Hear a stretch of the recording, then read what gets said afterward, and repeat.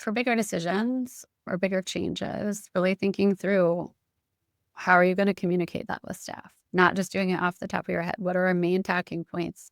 And how do I make sure that if I am supervising supervisors, that they have the talking points and they feel ready to be the leaders they want to be, or we need them to be in this moment. So preparing your key team members to be good communicators also goes a long way.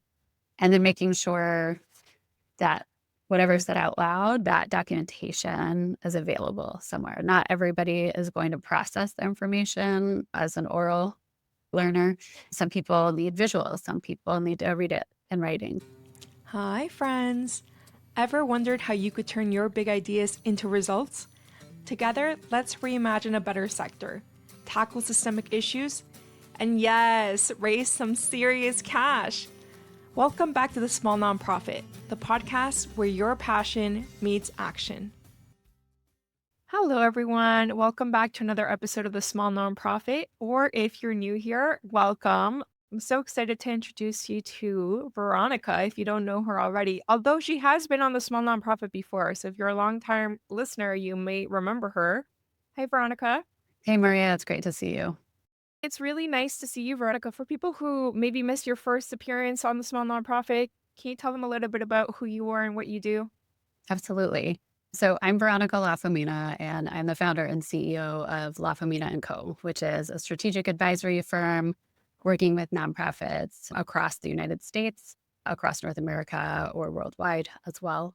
Our work really focuses on helping executives establish strategic clarity at their organization. So how do we focus on what we're best at? Who are we in this ecosystem? What does it take to do our work really well? And how can we put as much energy and effort into that instead of feeling pulled really thin? I also work frequently with organizations on how do we change? What does it take to change as an organization, whether we're growing, whether we're introducing new programs or systems, whether we're making some bigger pivots? How can we set that change up for success? Being the leader of a nonprofit organization is really challenging for a lot of different reasons. As someone who has been both an executive at national nonprofits here in the US and a strategic communications and public affairs consultant before that, there's just some realities of nonprofit leadership and life that are really tricky. And my aim is always to say, how can we help you navigate that in the moment, right? Knowing that you might be dealing with a board chair who's not your biggest fan right now, or a staff member who had to go on leave unexpectedly, or funding that you've relied on before that's gone away. How can we navigate those changes while still being the great leaders we want to be? I always find nonprofit leadership hilariously difficult. Yeah, so many leaders, especially if you've come up through the ranks, often haven't been given formal leadership training that connects the dots. And that's a big burden to bear, to always be learning, which is important and is one of my personal favorite things in life. But to then also have to apply it and seem like you're good at it without any practice, that is not the best recipe for success. So finding ways to make that easier, to give ourselves permission to practice and try new things and not expect to be A+ students on the very first try. Those are all really important parts of, how do we get to be the kind of leaders we want to be, and how do we change the world for the better and in the way we want to. I saw your piece that you shared on LinkedIn. I think it was Capterra that it got published on. So I would love to do a deep dive on how to make ED's lives easier through decision-making processes and maybe some delegation if we can dive into that as well. But walk us through some of the bigger challenges that leaders face when they're trying to make these decisions. Yeah. So decision making is one of those things that we don't put in a bucket like program development and evaluation, or how are we going to do fundraising, or how are we going to handle our finances. Those are all these like concrete, discrete things that we think of as like departments or budget line items or whatever. Decision making is often one of the root problems when I get called and brought into an organization to say, stuff's not working. We're not working together. Everyone's confused. Everyone's burnt out. It feels like it should be easier. What could we be doing? Having good ways of making decisions consistently and also being able to delegate who's making which decisions is a huge part of helping the organization run more effectively. Whether you're a solo ED with a great group of volunteers who support your work, or a CEO or executive at a much larger organization where things are complex, multiple people are working on different components of different programs. And so everyone's got to work together really well and smoothly. I think one of the challenges that a lot of leaders have is that they don't actually know their own decision-making style. So they might know a little bit like, oh, I am someone who makes decisions quickly, or I'm somebody who really needs time to think about a decision and I need a lot of data. But they may not know all the pieces of that in a way that then they can explain to the people who are bringing challenges or bringing decisions to them. So one of the first things that I encourage leaders to think about is, what is your own decision-making style?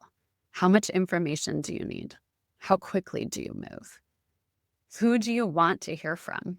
Are you looking to hear from the frontline volunteer or staff member? Are you looking to hear from an expert of some kind? And what kind of information do you need from them? Do you want recommendations? Do you want them to come with solutions to whatever the challenge may be? Or would you prefer to have the data and the information so you can draw your own conclusions? There are some really important questions that we don't necessarily spend time reflecting on, but we are going to have those needs no matter what. And so the more that we can define them and make them clear, then it becomes a lot easier to explain to staff or to volunteers or to the board for us to make a decision on whatever it may be. I think all of us as humans can relate to that, right? That we might not be ready to make a decision. Like if we're buying a car, for example, we might need to do more research. We might need to hear from friends. How's your experience been with whatever the thing is we're contemplating? But that's true at work as well. And then thing two is, how do we create a way of making decisions that is well understood so that I don't have to be the one making all the decisions, that it's, as the executive director, I'm not feeling buried in all of the questions, all of the challenges. And I haven't gotten myself into a situation where my team is afraid to make a move without me. That happens a lot too. Like I have leaders saying, I really want them to come with solutions. That's great. But if you're not on the same page with them about how decisions should be made or the strategic direction of the organization, they're always going to want a gut check with you. We really like to get good grades on our report cards in the nonprofit sector. We want to be doing it right. And so we have to give staff or give our volunteers those tools to know, how are we going to do this and what does that look like? Thanks so much for walking us all through that and for the really detailed breakdown. I'm wondering, for the executives that might be listening to this podcast thinking I think I make good decisions. I think I know my style. What are the symptoms that they can examine or look for to see if they're making the most effective decisions? Hmm. It's a good question and a tough one, because a lot of things in the nonprofit world, we might see some immediate indicators, but there may also be things that it takes a while to know, was that the right call? As someone who works on strategy with organizations, I'm often reminding executives that strategy is only right in retrospect, right? We can't know. It is a great informed hypothesis about how we're going to advance and move things forward, but we don't know it's right until we put it into action and then measure it. In this case, there are some immediate indicators, right? So if you are hearing staff say things like, I don't know if this is approved, or have you had a chance to look at that yet, about a proposal or recommendation they made to you a month, 2 months ago? If people seem frustrated or projects don't seem like they're going anywhere, like you thought you've signed off on it, but it is clear that people are still floundering a little bit or aren't sure what the next steps are, those are all signs that something can be improved. And I'll say too, making a delegation, as you mentioned, go hand in hand. A personal story from when I was in an executive seat at a nonprofit, there was a ton coming across my desk. I was the head of communications at a national nonprofit. As you might imagine, there were a lot of things coming across. There are lots of meetings I needed to be in. There are lots of important challenges that needed to be addressed. And I had a couple of amazing directors on my team but they were sending all of our content through me. And we finally came together and had this discussion because our social media manager was like, you take too long to turn things around. And I was like, that is great feedback. Thank you. And so what we came up with instead was I'm always accountable as a leader. I'm always accountable for what happens in my organization and, how things go out, but I can't see everything. And we set up an approach to content development and decisions on what goes out when that involved our two directors working together, backstopping one another, being there to say, okay, if you're the one who created this content, I'll be the one to review it. Things got through a lot more quickly, got done a lot more quickly, got out there. And so that was important too, as I, as the leader, needed to say, I can't be part of this. It's not realistic. I hired really talented, awesome people, and I'm going to trust them. Might they mess up? Yes, because they are human. Can I be okay with that? Because it means overall, we're still getting a lot more work done and a lot more great, important content out there for our community. Yeah, I can be okay with that. And so that part of needing to letting go of control a little bit too, and helping everybody find better ways of working together may feel slower in the moment, but is faster in the long run and more effective in the long run. I feel as a business owner the last 2 years, I've felt very like building the plane as you're flying it. And one of my issues when it came to making good decisions was I would delegate this task to one of my team members and then forget if I had delegated it. So I will send it to them on email instead of Slack now. And then wait, did I even delegate it to that person or this other person? Oh, it was getting to be quite a mess until one of my staff, Caitlin, said, why don't we set up like a dashboard to track the tasks?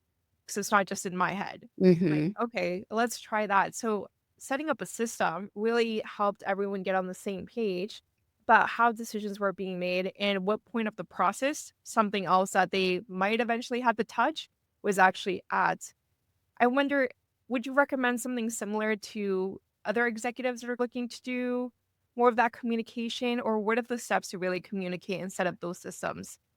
Yeah, so I think that's a great way to handle things when there's a lot coming in and when you might have different people working on a variety of different kinds of tasks, right? But that 2 or 3 people might be working on the same kind of work, and it will depend based on workload.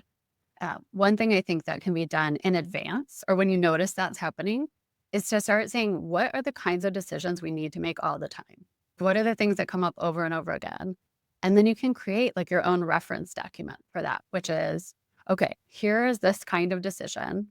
Who's going to make those decisions, right? Who is closest to that? So for example, if you have a program coordinator in your organization or program manager who is closest to the work being done, and you want to enroll new participants, they're probably the right decision maker for that. They know the capacity of the program. They know how many spots are available.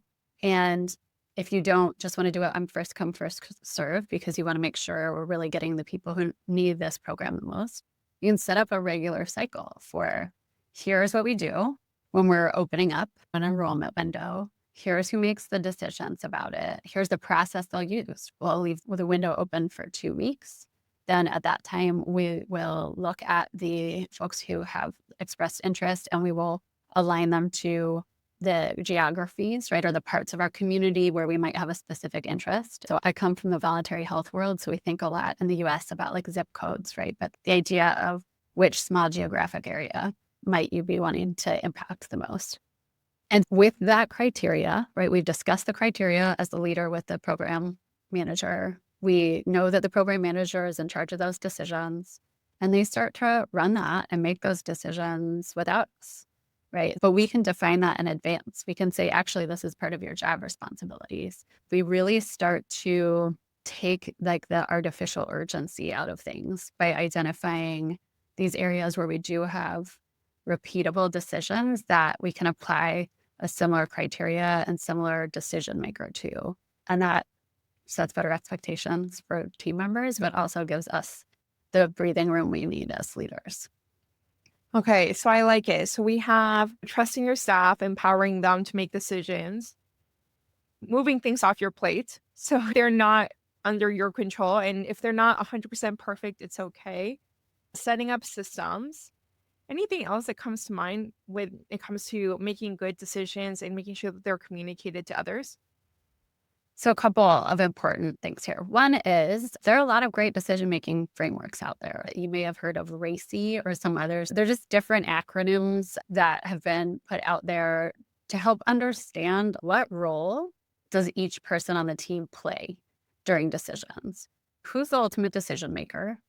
Who needs to provide input, or they're the expert, right? So we need to understand from them what's going on. Who needs to get the plan together? So that might be different from the person who's like your subject matter expert. There might be someone whose job is to pull together, okay, here's what we're going to do in this case or this decision or for this program.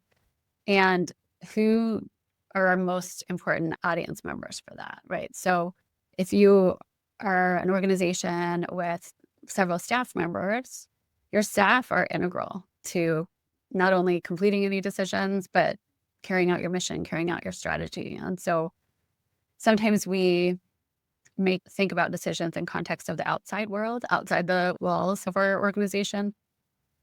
But the people who are powering our mission and our fundraising need to really understand what's going on. Knowing who we need to communicate to, who that primary audience is essential to making sure we're getting all the details in order to be able to communicate it well. And then having a specific communication plan for big decisions, right? Things that might be a big change is important. So there might be things that happen that are more normal course of business that you do in a regular staff meeting or meeting with your volunteers. It could be a project management or productivity platform, right, that everyone can use asynchronously. But for bigger decisions or bigger changes, really thinking through how are you going to communicate that with staff? Not just doing it off the top of your head. What are our main talking points? And how do I make sure that if I am supervising supervisors, that they have the talking points and they feel ready to be the leaders they want to be, or we need them to be in this moment. So preparing your key team members to be good communicators also goes a long way. And then making sure that whatever's said out loud, that documentation is available somewhere. Not everybody is going to process the information as an oral learner. Some people need visuals. Some people need to read it in writing. So having it referable in some way, like a staff meeting as a video recording, or there's a standard format of here's the one pager so that you can get all the info you need on whatever this big decision was. There are lots of great formats just depending on how your organization works and what works best for how your team is structured, where they sit, whether they're in person or remote. So let's say I'm an ED and I'm ready to get things off my plate. I love all this that you're saying. I'm empowering my team. I'm ready to go. How do I then deal with the change management piece? So, hey, this is now part of your job. Like maybe staff might push back. Maybe there is this fear that I have around, maybe they make a decision that I wouldn't have made. So how do you address some of those fears and then work towards that buy-in and change management part? This is really important. Thing one is addressing your own fears as a leader is something that all of us work on, right? If you have perfectionism tendencies, if you want to make sure everything is right all the time, this is harder to do. I encourage leaders that are feeling that way to remember that as you get into these leadership roles, the way that you have more impact is to scale your capacity through your team, right? You are one person, but if you are a leader of 5 or 10 or 500 people, the kind of impact you can have is so much bigger. And so being okay with that trade-off, that we want the organization to be as impactful as possible. So that means we need to empower our team members accordingly. So that is some important mindset work to do in reality. And often we under budget the time it takes to communicate effectively, the time it takes to have important conversations with our team and move folks along. That doesn't mean that we let it drag on forever, right? But being really thoughtful about some of the key change management realities that are out there. So in order for humans in an organization to really effectively change, They first need awareness about why we're changing and why now. Uh, they need a desire to participate in the change. So buy-in gets said a lot, but also just, I can see how this will make it better. That future looks better to me. And frankly, if your team has already been telling you it's taking you too long to get back, or I don't feel like I can make a decision without you looking over my shoulder or changing things, the desire is there. It's built in. They may just feel a little scared too, because they've been used to operating in a system where you just solve everything. Next, they need knowledge about what is the change? How are we changing? How will I do my job in a new way? And that's why documenting how decision-making will work for repeat decisions or who has the authority to make certain decisions is really important, because those learning tools and reference examples are really, really helpful. The next thing that we all need is something called ability, which is just a fancy way of saying practice. We need to give it a go, right? So being able to say, hey, we're rolling out this new way of making decisions. We are going to practice it for the next 3 months, and then we're going to come back together and understand what worked well, where were we running into some challenges, how might we want to make adjustments in the future. It gives everyone the breathing room they need to say, okay, I have time to figure this out. We're going to practice, and maybe we'll mess up or I'll go to the wrong person, but we'll get our feet under us, move forward. In the same way that we learned how to ride bikes when we were kids, potentially, is you just fall down and you get back up, and then you fall down and you keep figuring it out along the way. And the last thing they need is reinforcement. So that means that we don't just say, hey, we're doing this new thing, and then we never hear about it again. Or it gets tricky or hard, and so you just go, oh, I guess we'll just go back to the old way. Really having the stamina and the resilience to say, we're going to stick with this. We're going to keep going in this direction for a while. That doesn't mean we don't take feedback. That doesn't mean we don't innovate or adjust. But it does mean that we realize that for it to matter to our staff or to our volunteers, it has to matter to us. And they need to see that so that we're committed to that new way. I see that area ends up being really hard for a lot of leaders who are used to doing it their way. Change management doesn't start by changing other people. It starts by changing yourself and how you work. And so being willing to make that change is a really big deal. Veronica, thank you so much for being here today. Is there anywhere that people can find you if they want to continue the conversation? Thanks for having me, Maria. It's always great to chat with you. Folks can find me on LinkedIn. I post frequently, and I also blog at my website, which is lafamina.co. So lots of good info there. And of course, I would love to have folks reach out and connect. And if you're having a challenge, let's talk about it. You're not alone. There are tons of other leaders who are feeling that same pressure you are. Just know that you've got this and you're doing great. And really, there are folks out there who can help. And thank you all for tuning into another episode of the Small Nonprofit Podcast. If you're wondering, am I making the right decision and am I making it in the right way? I hope that this episode gave you a lot to think about. As always, you can see our lovely faces on YouTube. And yeah, that's it for today. Until next time, bye for now. Thank you for listening to another episode of The Small Nonprofit. If you want to continue the conversation, feel free to connect with our guests directly or find me on LinkedIn. Let's keep moving money to mission and prioritizing our well-being. Bye for now.